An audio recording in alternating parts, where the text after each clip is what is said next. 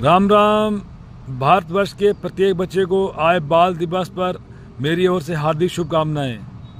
आज हम बात करेंगे देश के रोल मॉडल्स, जो देश के हीरो हैं, जिनको कहते हैं नेशनल हीरोज़ कहते हैं। भारतवर्ष में माना जाता है, हमेशा कहते हैं कि भारतीय सैनिक ही देश के रोल मॉडल्स हैं, पर ऐसा नहीं है। मेरा मानना है कहीं ना कहीं देश में प्रत्येक व्यक्ति, जो भी इंसान पूरे देश में अपने कार्य क्षेत्र में अपना काम पूरी ईमानदारी से कर रहा है, चाहे वो भारतीय सैनिक हो, मेडिकल स्टाफ के डॉक्टर्स हों, एजुकेशन डिपार्टमेंट के टीचर्स हों, या खेती करता हुआ किसान हो, या मजदूरी करता हुआ मजदूर हो, कोई भी क्यों ना हो, घर में माता पिता अपने बच्चे का पालन पोषण ईमानदारी से कर रहे हो, कोई व्यक्ति क्यों ना हो, साधु संत हो अपना कार्य ईमानदारी से कर रहे हो, कोई भी क्यों नहीं हो, कोई भी देश में अपना कार्य ईमानदारी से कर रहे हैं, वो देश के रोल मॉडल्स हैं।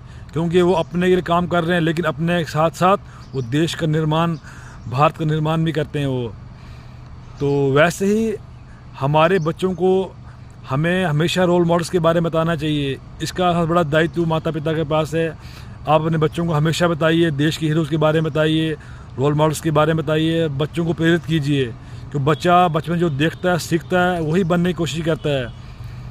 माता पिता के बाद सबसे बड़ा दायित्व स्कूल के टीचर्स का आता है, क्योंकि बच्चा घर से निकलने के बाद घर आने तक टीचर के पास ही रहता है। वो अपने टीचर को देखता है, उसको ऑब्जर्व करता है बचपन से। आप देखिए आजकल 2.5-3 साल का बच्चा स्कूल पहुंच जाता है। जब तक बच्चा स्कूल रहता है तो टीचर के साथ ही रहता है। उसका टीचर उससे कैसे बात करता है, कैसे पढ़ाता है, टीचर का पहनावा क्या है, टीचर की वेशभूषा क्या है। और जब जैसे बच्चा बड़ा बन जाता है 7th-8th क्लास में, फिर वो सोशल मीडिया के माध्यम से भी अपने टीचर्स को ऑब्जर्व करता है।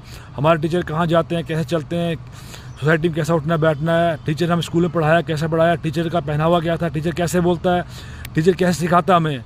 तो बच्चा कहीं ना कहीं उनकी बातों से प्रेरित होकर भी अपने रोल मॉडल्स चुनता है। तो जितना दायित्व माता पिता का है, उतना ही दायित्व एक टीचर्स का भी है बच्चे का निर्माण करने के लिए। जैसे हम घर मकान बिल्डिंग्स बनाते हैं, हमें मिस्त्री लाना पड़ता है, मिस्त्री ही हमें मकान बना के देता है। उस मकान बिल्डिंग का जो निर्माता होता है मिस्त्री होता है। ठीक उस प्रकार बच्चे का भविष्य बनाने का सबसे बड़ा जो जिम्मेदारी दायित्व है टीचर के पास है। तो कहीं ना कहीं टीचर की बहुत एक जिम्मेवारी बन जाती है। टीचर का सोसाइटी में उठना बैठना, टीचर का बिहेवियर।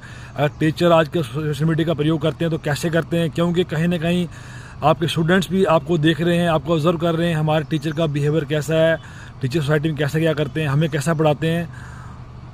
तो अगर हमें देश का अच्छे से निर्माण करना है तो अपने जो आज चिल्ड्रन डे पर जो हमारे बच्चे हमारे पास पढ़ते हैं स्कूलों में, घर में माता पिता के पास, छोटा बच्चा बड़े भाई बहन के पास, सोसाइटी में जहाँ भी जाता है, तो हम सबका एक दायित्व बनता है कम से कम बच्चों के आसपास का जो वातावरण है अच्छे से बना के रखें।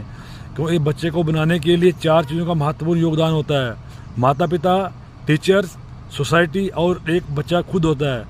तो सबको अपना जो काम है बड़ी ईमानदारी से और बड़े अच्छे ढंग से करना होगा, क्योंकि जब बच्चे का निर्माण अच्छे से होगा तो वही कल जाकर देश के लिए कुछ करेगा, वही कल आने वाले बच्चों का रोल मॉडल बने।